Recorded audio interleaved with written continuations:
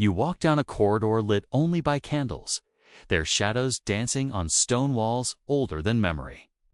The smell hits you first, expensive perfume, barely masking something else, something like fear. Ahead, through an archway, you hear laughter, but it's the wrong kind, the kind that makes your skin crawl. You're not supposed to be here. No one is. But tonight, the doors to the PayPal apartments have been left deliberately open, and what happens inside will echo for centuries. I'd love to know where you're listening from. Genuinely amazes me that stories this dark, this human, reach people across every continent. Drop a comment. Hit subscribe if you're drawn to histories that refuse to stay buried. This is Rome, 1501. The city of saints has become a stage for something unholy. Pope Alexander VI, born Rodrigo Borgia, sits at the center of Christendom with the power to crown kings and excommunicate emperors. But tonight, he's hosting a wedding. His daughter, Lucretia Borgia, 21 years old and already twice married, is being bound to Alfonso d'Este, heir to the Duchy of Ferrara. It should be a triumph of diplomacy. Instead, it will become one of the most disturbing events ever recorded in Vatican history. What happened in those rooms wasn't just witnessed, it was documented by the Vatican's own master of ceremonies. Johann Burchard, a German cleric whose diary would later be read with horror across Europe. Ambassadors from Venice, Florence, and Milan sent encrypted dispatches home. They used careful language, euphemisms, but the core of what they described was unmistakable. A wedding night transformed into a spectacle of control, humiliation, and power, so absolute it didn't need to hide. The question historians have wrestled with for 5 centuries isn't whether it happened. The records are too consistent, too detailed, too uncomfortable. The question is how. How does a sacred space become a theater of degradation? How do witnesses, cardinals, bishops, nobles sit through something so transgressive and then return to their prayers the next morning as if nothing had changed? And what does it do to the people at the center, the bride and groom, when their most intimate moments are turned into a public demonstration of who holds power and who does not? Lucretia Borgia did not choose this marriage. Her first had been an all-day political maneuver disguised as a spiritual ruling. Her second husband, Alfonso of Aragon, had died under suspicious circumstances. Some said at the hands of her brother, Cesare Borgia, the Pope's enforcer and military commander. Now, at 21, she was being offered again, this time to secure an alliance with the powerful Este family of Ferrara. Alfonso d'Este arrived in Rome under pressure. His father, Duke Ercole, had weighed the options, refuse the Pope and risk war, or accept the marriage and gain papal favor. There was no real choice. Alfonso came with a small retinue, ceremonial guards, and the grim awareness that he was walking into a trap disguised as hospitality. The wedding ceremony itself was traditional. Latin prayers echoed through the Vatican halls. Incense burned. Pope Alexander VI, wearing his full regalia, blessed the union. Observers noted Lucretia's pallor, the stiffness in her movements. Alfonso stood rigid, his jaw tight. They spoke their vows. They received communion. On the surface, it was indistinguishable from any noble wedding of the era, but those close enough could see the guards positioned at every door. They noticed the guest list had changed at the last minute. Certain cardinals were required to attend. Others, unexpectedly, were turned away. The feast that followed was extravagant. Roasted meats, spiced wines, musicians playing in the galleries. The papal apartments had been transformed into a banquet hall. Tables laden with silverware that gleamed under candlelight. Ambassadors and clerics took their seats. Conversation flowed, careful and diplomatic. Everyone was performing their role. Everyone understood that this night was about more than a marriage. It was about demonstrating reach, control, and the consequences of defiance. Then the doors opened again. A group of women entered, perhaps 50 of them, selected by papal order. Some were courtesans, professionals trained in the social theatrics of Roman high society. Others were simply women summoned under pressure, women who understood that refusal meant punishment. They wore fine dresses, but not for long. At a signal witnesses disagree on whether it came from the Pope or from Cesareth, women were instructed to disrobe, slowly, methodically, in front of cardinals, in front of the bride and groom, in front of foreign dignitaries whose dispatches would later describe the scene with barely concealed shock. The room fell silent, then erupted in nervous laughter. Some guests averted their eyes, others stared. The women, now naked, were told to crawl, hands and knees, across the marble floors of the papal apartments, collecting chestnuts that had been scattered like grain for animals. Men placed bets. Who would collect the most? Who would move fastest? Coins exchanged hands. The Pope watched. Cesar Borgia watched. And in that moment, the lesson was taught without words. Here, in this room, dignity was a privilege granted or revoked at will. Johann Burchard, the master of ceremonies, recorded this in his diary with clinical precision. He noted the number of women, the presence of clergy, the bets placed. His language was restrained, but the subtext bled through. This was not celebration. This was domination dressed as entertainment. Venetian ambassadors wrote home using coded language. Unusual entertainments were provided. Florentine dispatches were blunter. What occurred defies the dignity of the office and the sanctity of the space. But none of them left, unprotested. To do so would have been to risk everything: position, patronage, perhaps even safety. So they stayed. They watched. And in their silence, they became accomplices. The night, however, was not over. After the banquet, after the spectacle, came the consummation. In most noble marriages, this was a private matter, acknowledged publicly only through symbolic gestures: a bloodied sheet, a formal announcement. But the Borgias required proof. Witnesses were essential. The marriage had to be unassailable, legally and politically. Any future attempt at annulment had to be blocked by the weight of testimony. So Alfonso and Lucretia were led to a chamber. The bed had been prepared, but the doors were not closed. They were left open. Cesar Borgia stood in the doorway. Cardinals were positioned nearby. Guards watched from the corridor. The act of intimacy was to be observed, verified, and recorded. Alfonso, physically and emotionally exhausted, understood what was required.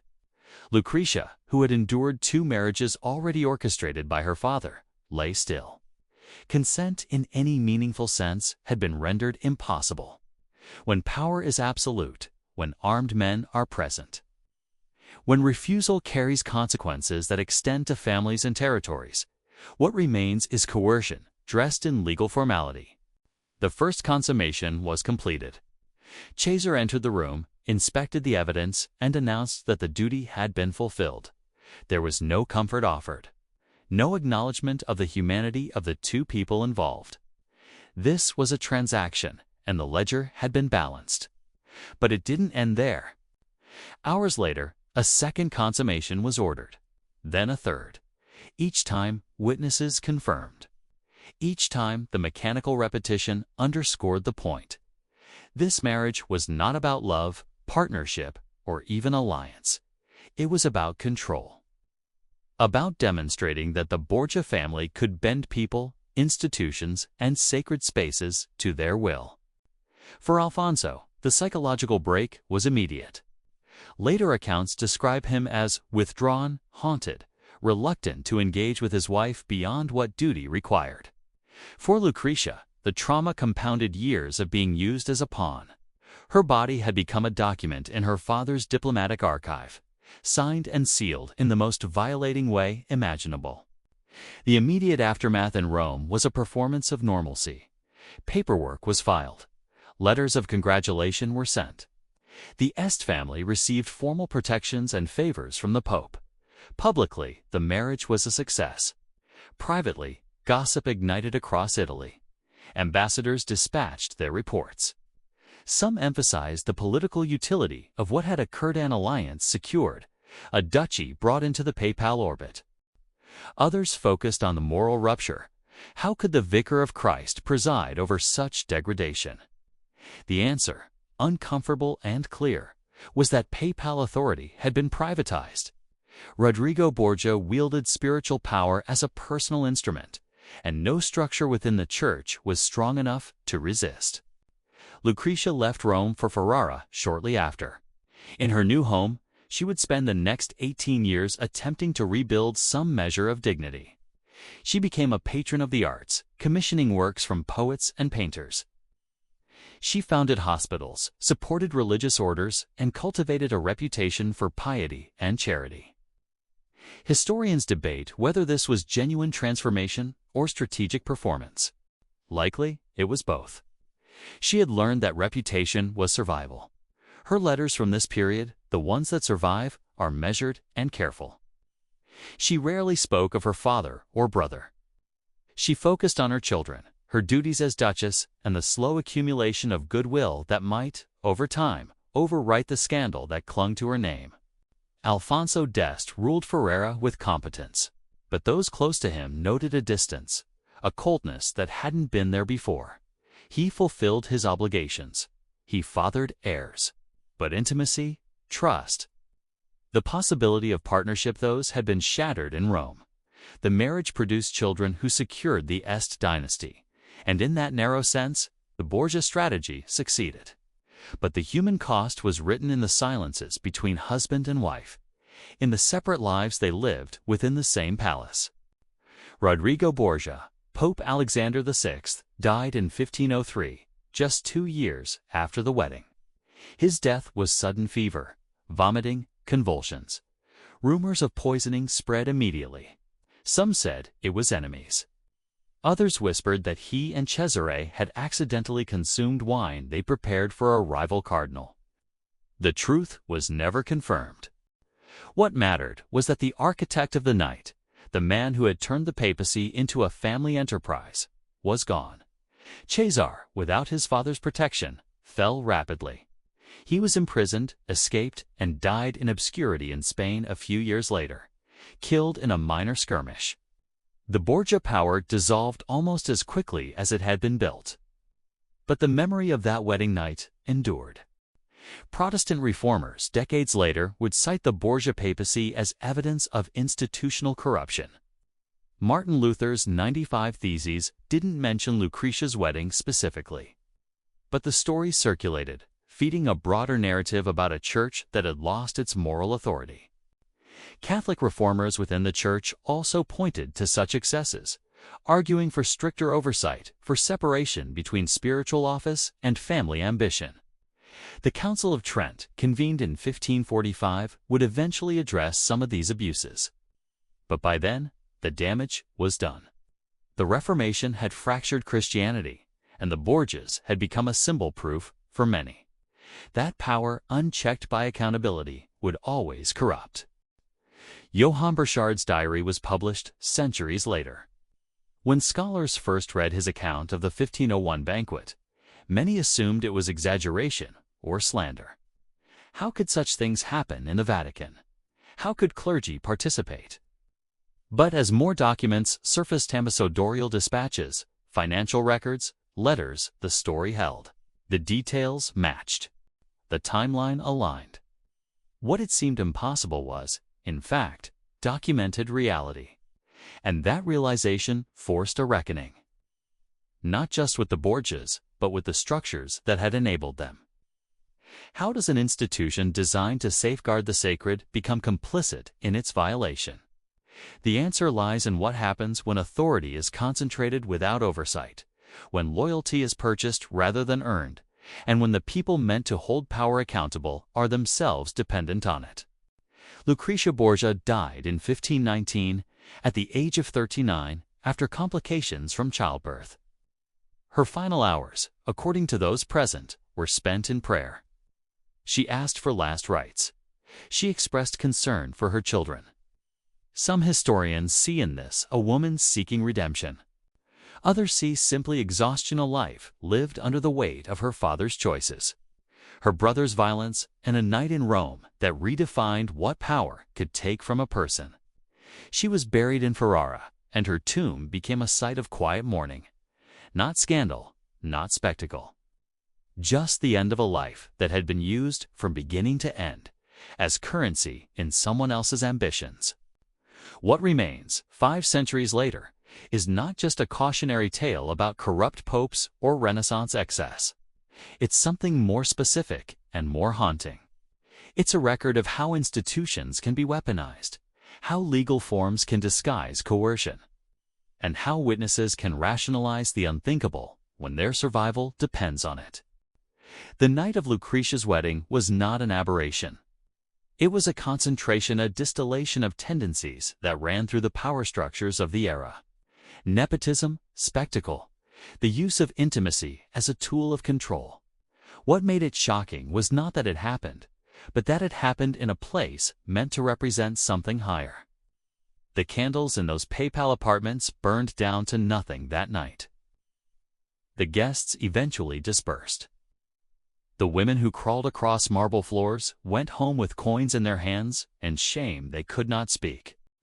Alfonso and Lucretia lay in their chamber, separated by more than physical space. And the men who orchestrated it, Rodrigo Cesar, the cardinals who stayed silent, moved on to the next scheme, the next alliance, the next demonstration of control. But the ink in Johann Burchard's diary didn't fade. The dispatches sent to Venice and Florence were filed in archives. The memory transmitted through whispers and then through scholarship survived. And now, centuries later, we read those records and confront an uncomfortable truth. That power, when it forgets the people it's supposed to serve, becomes indistinguishable from cruelty.